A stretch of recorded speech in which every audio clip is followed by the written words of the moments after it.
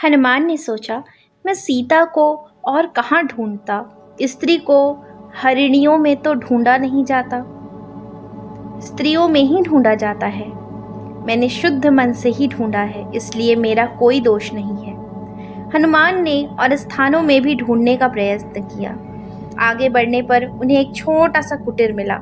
उस कुटीर की भीतर पर जगह जगह राम नाम लिखे हुए थे, जो कि मड़ियों की जगमगाहट के कारण रात में भी स्पष्ट दिख रहे थे। छोटी छोटी क्यारियों में तुलसी के वृक्ष, केसर और सुगंधित फूल लगे हुए थे।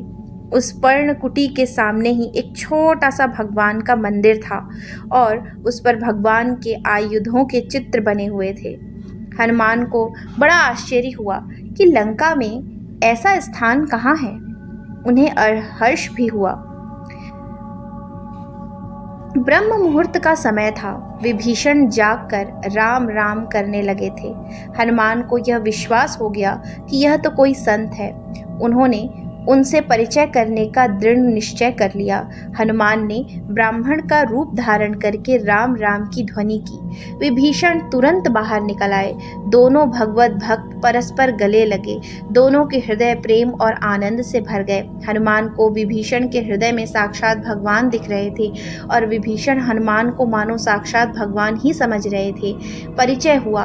हनुमान के पास कहने के लिए अपनी बात तो थी ही क्या, उन्होंने अपने दयालु प्रभु के पावन चरित्र और सीता हरण का प्रसंग सुनाकर अपने आने का कारण बताया। विभीषण ने कहा, प्यारे हनुमान, मैं यहाँ वैसी ही सतर्कता और कठिनता से रहता हूँ जैसे दांतों के बीच में बेचारी जीभ रहती है। प्रभु मुझ अनाथ को कभी अपनाएंगे? मेरी जाति तमोगुणी है, मुझसे कुछ साधन बनता नहीं। भगवान के चरणों में प्रेम है नहीं।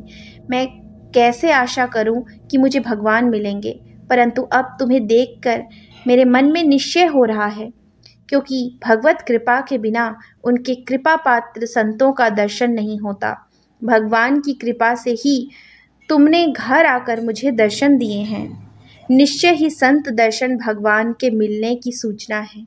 हनुमान ने कहा, विभीषण, हमारे भगवान बड़े ही दयालु हैं। वे सर्वदा से दीन जनों पर कृपा करते आए हैं।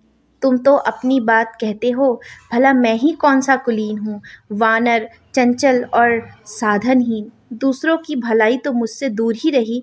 यदि प्रातःकाल कोई मेरा नाम ले ले तो उसे दिन भर भोजन न मिले।